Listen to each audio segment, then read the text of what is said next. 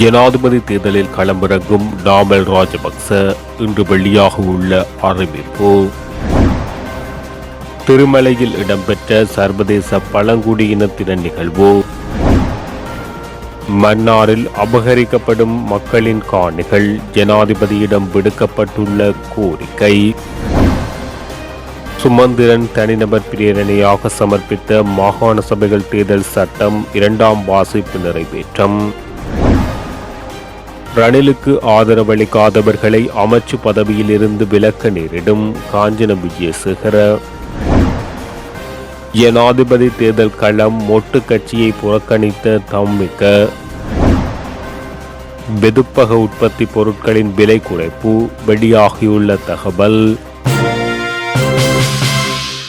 ஸ்ரீலங்கா பொதுஜன பெரமுனவின் தேசிய அமைப்பாளர் பாராளுமன்ற உறுப்பினர் நாமல் ராஜபக்ச இன்று கட்சியின் ஜனாதிபதி வேட்பாளராக அறிவிக்கப்பட உள்ளார் என தகவல்கள் வெளியாகியுள்ளன. வர்த்தக தம்மிக பெரேரா ஜனாதிபதி தேர்தலில் இருந்து விலக தீர்மானித்துள்ளதுடன் நாமல் ராஜபக்ச ஸ்ரீலங்கா பொதுஜன பெரமுனவின் வேட்பாளராக அறிவிக்கப்பட உள்ளார் என உதயங்க வீரதுங்க தெரிவித்துள்ளார். ஸ்ரீலங்கா பொதுஜன பெரமுனவின் ஜனாதிபதி வேட்பாளர் இன்று அறிவிக்கப்பட உள்ளது என ஏற்கனவே தகவல்கள் வெளியாகி இருந்தமை குறிப்பிடத்தக்கது. ஸ்ரீலங்கா பொதுஜன பெரமுனவின் ஜனாதிபதி வேட்பாளராக தாம் போட்டியிடப் போவதில்லை என பாராளுமன்ற உறுப்பினர் தம்மிக்க பிரேரா உத்தியோகபூர்வமாக அறிவித்துள்ளார். அக்கட்சியின் செயலாளர் நாயகம் சாகர காரியவசத்துக்கு நேற்று எழுதிய கடிதம் ஒன்றின் மூலம் அவர் இதனை அறிவித்துள்ளார். குறித்த கடிதத்தில் எதிர்வரும் தேர்தலில் ஸ்ரீலங்கா பொதுஜன பெரமுனவின் ஜனாதிபதி வேட்பாளராக நான் என்னை முன்னிறுத்தப் போவதில்லை என்பதை தெரிவித்துக் கொள்கின்றேன்.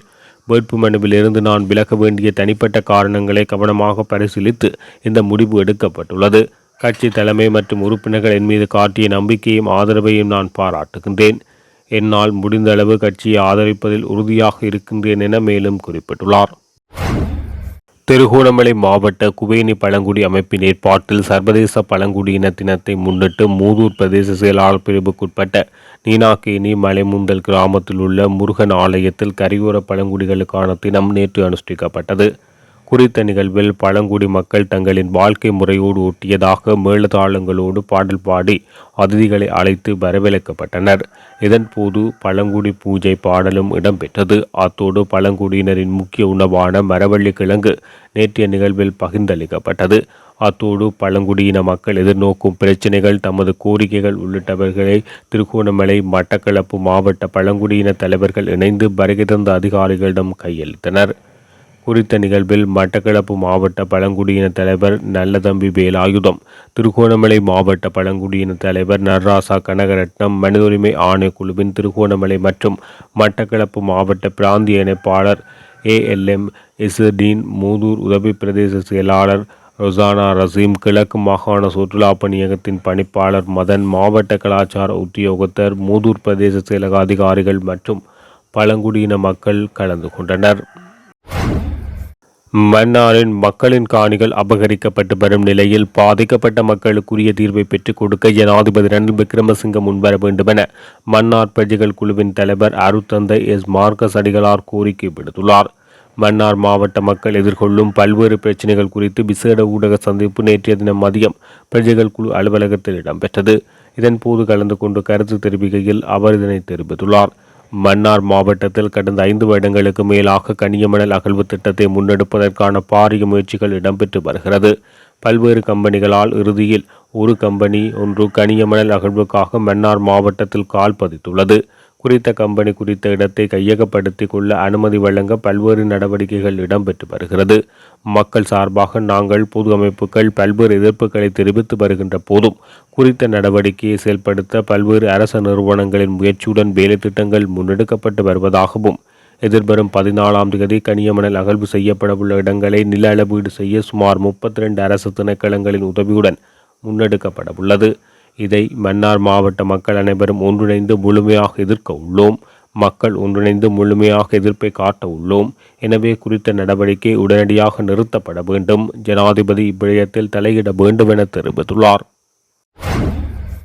மாகாண சபை தேர்தல்களை பழைய முறையில் நடாத்தி மாகாண சபைகளை மீள இயங்க பண்ணுவதற்கான இலங்கை தமிழரசு கட்சியின் யாழ்ப்பாண மாவட்ட பாராளுமன்ற உறுப்பினர் MA சுமந்திரன் சமர்ப்பித்த தனிநபர் சட்டம் மூலம் நேற்று பாராளுமன்றத்தில் 2ஆம் வாசிப்பில் விவாதம் மற்றும் வாக்கெடுப்பு நிறைவேற்றப்பட்டது.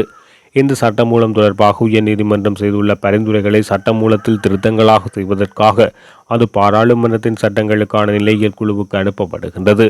நிலையியல் குழுவின் திருத்தங்களோடு பெரும்பாலும் இம்மாதம் 3ஆம் வாரத்தில் அது மீண்டும் பாராளுமன்றத்தில் 3ஆம் வாசிப்புக்காக சமர்ப்பிக்கப்பட்டு சட்டமாக நிறைவேற்றப்படும் என எதிர்பார்க்கப்படுகிறது. நேற்று 2ஆம் வாசிப்புக்காக அது பாராளுமன்றத்தில் சமர்ப்பிக்கப்பட்ட போது விமல் வீரவன்ச எம்பி மட்டும் அதற்கு தம் எதிர்ப்பை பதிவு செய்தார். ஜனாதிபதி தேர்தலை இலக்கு வைத்து முன்னெடுக்கப்படும் அரசியல் நோக்கம் கொண்ட நடவடிக்கை இது என அவர் விசனம் தெரிவித்துள்ளார். கடந்த ஜூன் 27ஆம் தேதி 3 படகுகளில் எல்லை தாண்டி வந்து கைதான 31 இந்திய கடற்தொழிலாளர்களில் 19 பேரை விடுதலை செய்து ஊர்காவல்துறை நீதிமன்றம் தீர்ப்பளித்துள்ளது. குறித்த கடற்தொழிலாளர்களுக்கு எதிரான வழக்கு நேற்று விசாரணைக்கு எடுத்துக் கொள்ளப்பட்ட போது இவ்வாறு உத்தரவு பிறப்பிக்கப்பட்டுள்ளது.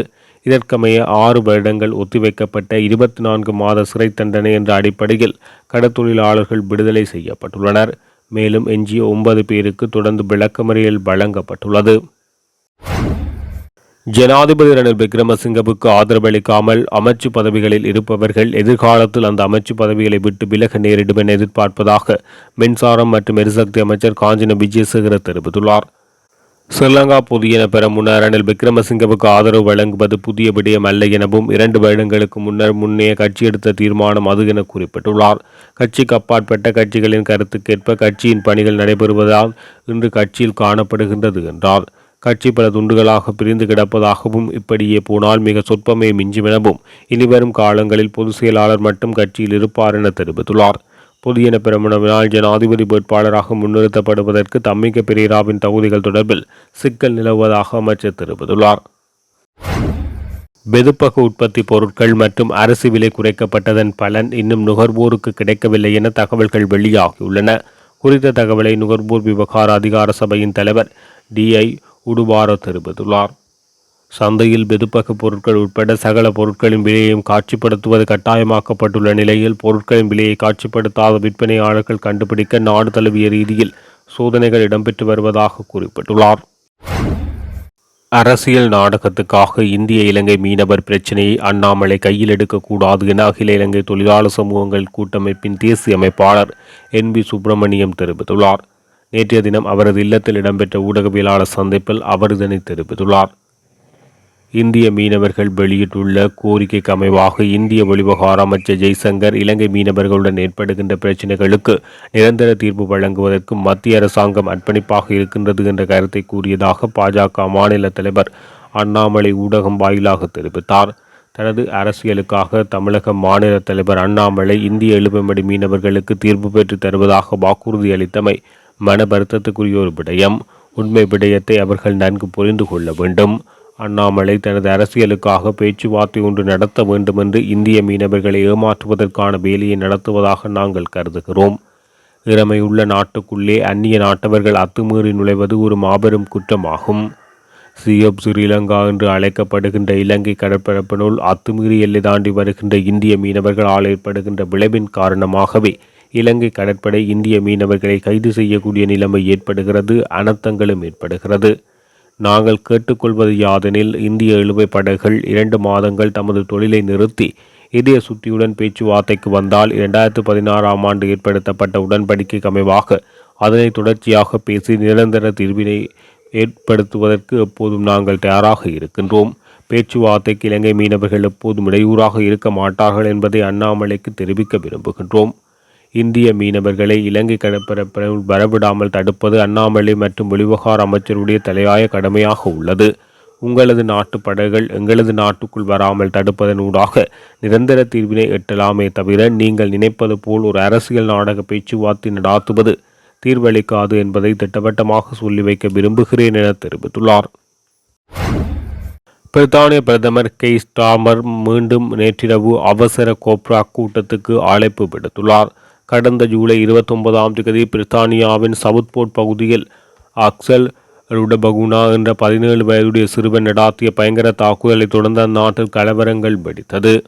இந்த நிலையில் அதிதீவிர வலதுசாரிகள் பிரித்தானியா முழுவதும் 30க்கும் மேற்பட்ட பேரணி கூட்டங்களை நடத்த திட்டமிட்டிருப்பதாக அந்நாட்டு போலீசாருக்கு தகவல் கிடைத்துள்ளது.